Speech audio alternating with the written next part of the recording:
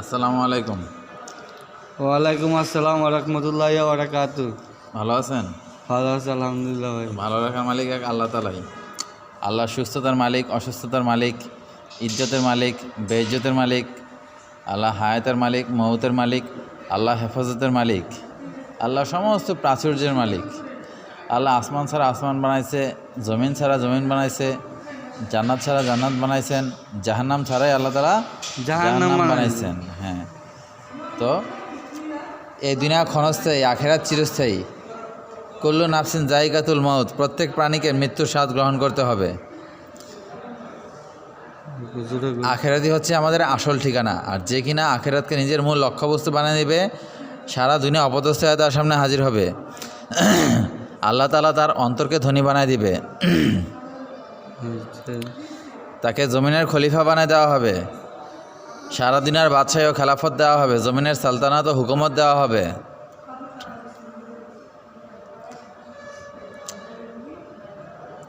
তো আমাদের নবী শেষ নবী, আমাদের নবীর পর আর কোনো নবীর আগমন ঘটবে না, নবী আসার দরজা বন্ধ হয়ে গেছে।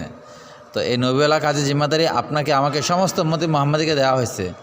তো এই নবীওয়ালা কাজের জিম্মাদারির হক পুরোপুরিভাবে আদায় না করলে আল্লাহ পাকের নিকট জবাবদিহি করতে হবে। তো নবীওয়ালা কাজের জিম্মাদারির হক পুরোপুরিভাবে পালন করবেন, আদায় করবেন, ঠিক আছে?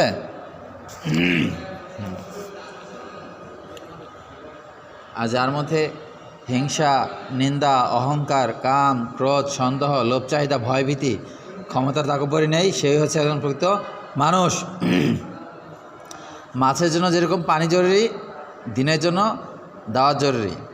দাওয়াত থাকবে তো দিন থাকবে, দিন থাকবে তো দুনিয়া থাকবে। দাওয়াত থাকবে না তো দিনও থাকবে না, এই দিন থাকবে না তো আল্লাহ তাআলা এই দুনিয়া ধ্বংস করে দেবে। কুল্লু নাফসিন জায়গাতুল মউত, প্রত্যেক প্রাণীকে মৃত্যুর স্বাদ গ্রহণ করতে হবে। তো এই দিনের দাওয়াতের কাজের সাথে যারা মজবুতির সাথে লেগে থাকবে তাদেরকে আল্লাহ তাআলা জান্নাতে 70 লক্ষ হুর দিবে। যে হুর কোনো চোখ কোনোদিন দেখে নাই, কোনো অন্তর কোনোদিন কল্পনা করে নাই, অনুভবও করে নাই। এই হুরেরা যদি সমুদ্রের পানিতে থুতু ফেলে, সমুদ্রের পানি মিষ্টি হয়ে যাবে। সূর্যের সামনে তাদের আঁচল ধরে সূর্যের আলো বিলীন হয়ে যাবে। এরকম 70 লক্ষ হুর এক একজন দিনের দায়ের জন্য ওয়েট করছে।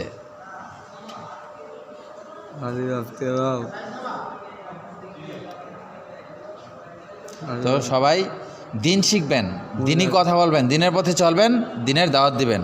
আর মা বোনদেরকে বলবেন পর্দা করে চলার জন্য, পর্দার আড়ালে থাকার জন্য, আর সবাই পরহেজগারিতা অবলম্বন করবেন। ওকে, যেটুকু দিচ্ছি এটুকু, এত বেশি কিছু ঠিক আছে, ধন্যবাদ।